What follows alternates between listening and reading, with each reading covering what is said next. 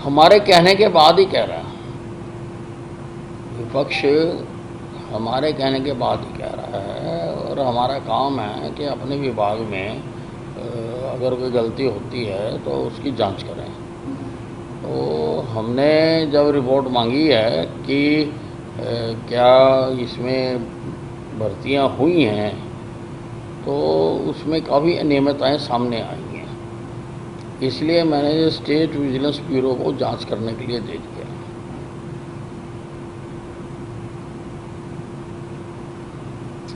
कुछ फिगर्स भी sir I हैं कि कितने के करीब, लगभग 250 के करीब भर्तियां हुई हैं। और सर कुछ इसमें ये था कि कोई रूल्स जो है वो किस तरीके, क्या पहले नियमों के तहत एडवर्टाइजमेंट नहीं, वो अभी किस तरह से करा है, क्या पैमाना अपनाया, क्या समाचार पत्र में दिया, क्या मापदंड थे, ऐसा सब वो स्टेट विजिलेंस ब्यूरो जांच करेगी। सब मामले हरियाणा में लगातार बढ़ते जा रहे हैं, फिर भी अगर बड़ौदा की बात करें तो नेता जाकर लगातार जनसभाएं कर रहे हैं, इतने इतने लोगों को इकट्ठा कर रहे हैं, तो कोई एक्शन ले रहे हैं? बिल्कुल, कोई भी अगर कोरोना के नियमों को तोड़ेगा, कोई भी संख्या इकट्ठी करेगा, सोशल डिस्टेंसिंग का पालन नहीं करेगा, मास्क नहीं लगाएगा, तो मैंने सभी एसपीओ को और डिप्टी कमिश्नरों को कह दिया है कि उनके खिलाफ कार्रवाई करें। और अब मैंने ये भी कहा है कि बिना परमिशन के किसी को भी असेंबली करने की इजाज़त ना दी जाए, और जिसको इजाज़त दी जाए उससे पूछा जाए कि उसकी जनसभा का लीडर कौन है, किसके कहने पर ये लोग इकट्ठे किए जा रहे हैं। ये हाल ही में जो हो रही है उन पर कुछ कार्रवाई होगी? बिल्कुल कार्रवाई करेंगे। एक बिल साहब, कल करनाल में ऐसा मामला आया था, जर्जर में आया है कि सैंपल लिए नहीं गए और कोरोना पॉजिटिव दिखा दिया। उसके बाद उनके घर पे नोटिस भी लगा दिया, और जब उन्होंने पूछा है तो उनका कोई आधार कार्ड दिया गया था, गलत नंबर पे मैसेज आया। इसमें क्या जो है कहेंगे आप? नहीं, उसके पता करा रहे हैं कौन सा अस्पताल था, वो कोई उसकी जांच करा रहे हैं। सर एक ऐसा ही मामला हिसार में भी आया था, डीएसपी की वाइफ की वीडियो वायरल हुई थी, उन्होंने पोस्टर लगाने से मना कर दिया था। स्वास्थ्य विभाग की जो टीम थी उनको गालियां दी बहुत जल्दी डीएसपी फोन के ऊपर, और ये वायरल हुआ सर वीडियो 2 से दिन पहले। तो उसका सर को नहीं दिया? नहीं, उसका भी हम जांच करा रहे हैं। इसका कोई फैसला ऐसा हरियाणा लेने जा रहा है, क्योंकि पंजाब ने ऐसा फैसला लिया है कि अब पोस्टर नहीं लगाए जाएंगे गेट के बाहर, तो कोई हरियाणा में कोई ऐसे फैसले पर विचार कर रहा है? नहीं, अभी ऐसा कोई विचार नहीं हुआ।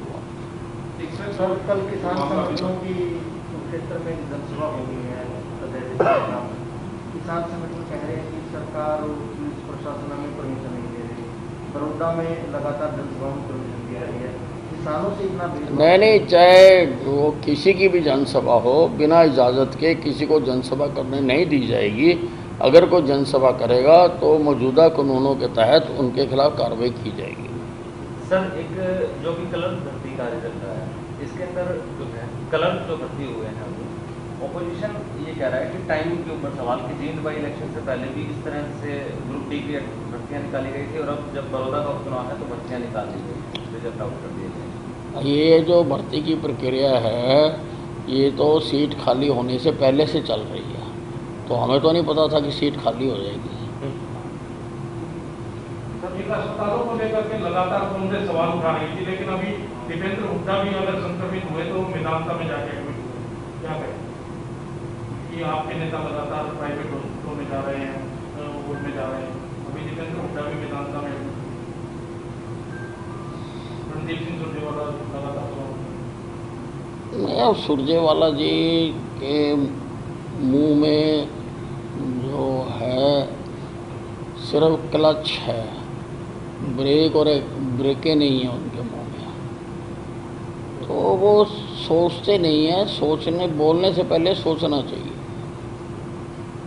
सर जो लिंगानुपात है वो पिछले 2019 के मुकाबले अगस्त 2020 के कम आंका गया था। 11 जिलों में आंकड़ा जो है वो पिछले साल के मुकाबले कम है। किस चीज़ का? सिर्फ लड़कों के मुकाबले लड़कियों sex की sex ratio।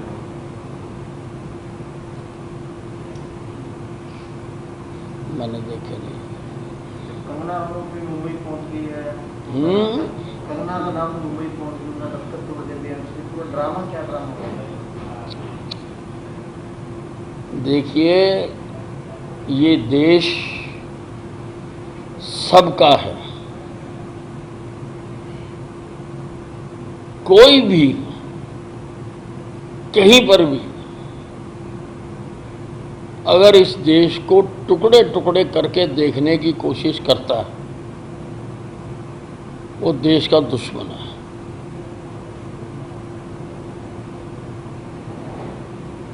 इस देश के हर प्रांत पर हर व्यक्ति का उतना ही अधिकार है जितना उस प्रदेश में रहने वाले लोगों का। किसी को जाने से रोका नहीं जा सकता, किसी पे रुकावट नहीं पैदा की जा सकती। और महाराष्ट्र सरकार जो कर रही है, महाराष्ट्र सरकार कह रही है कि हमने कंगना रनौत का अवैध निर्माण गिरा दिया। बहुत अच्छी बात है। अगर उन्होंने बॉम्बे के सारे अवैध निर्माण गिरा दिए और एक तरतीब से गिरा दिए, बहुत अच्छी बात है। लेकिन चुन चुन कर कार्रवाई करना, चुन चुन कर प्रताड़ित करना, चुन चुन कर धमकियां देना,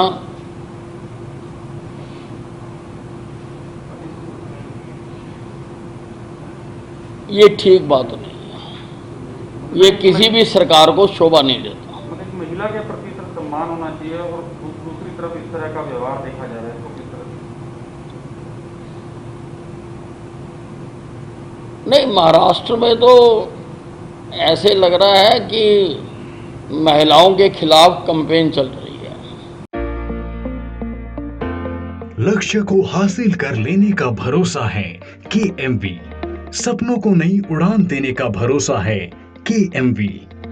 प्रतिस्पर्धा के दौर में सफलता का भरोसा है KMV। पंजाब में नंबर 1 अग्रणी शिक्षण संस्थान है KMV। 135 सालों की स्वर्णिम परंपरा है KMV। भारत में शीर्ष रैंकिंग में शामिल कन्या महाविद्यालय जालंधर।